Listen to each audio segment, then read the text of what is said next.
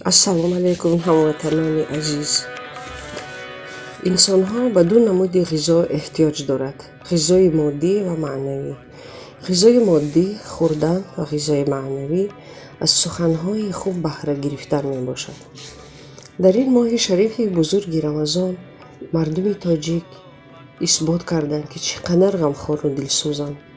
имрӯзҳо дар миллати мо инсонҳои хуб хеле бисёр шудаанд ки хайру эҳсони худро, саховатмандии худро тариқи хайрашон дар назди худованд ва бандагони муҳтоҷу бемор мерасонанд. ман ба миллатам сипос мегӯям, ки дар чунин рӯзҳои ғаму дард паҳлӯи ҳамдигаранд ва муносиби таҳниятанд.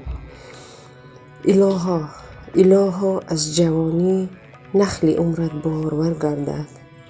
ниҳоли қоматат дар боғи даврон пурсамар гардад. зиёни мақдамат сайёра бар гардун камар гардад. ба ҳар ҷо пой ниҳӣ хоки кафи пои ту зар гардад. шукӯҳу хидматат дар роҳи ислом бештар гардад. дар шабакаҳои интернетӣ, ютуб ва дигар шабакаҳо хеле мебинем хайрхоҳон хеле зиёд шудаанд.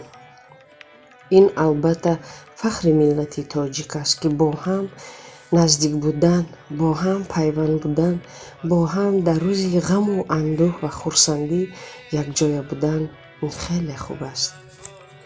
ва ба ҳамаи миллатам, ба ҳамаи мардуми тоҷик, ки дар дохили кишвар бошанд ва чӣ берун аз кишвар, саломатӣ, умри бардавом ва доимо хайрашонро Аллоҳи меҳрубон ба даргоҳаш қабул намояд.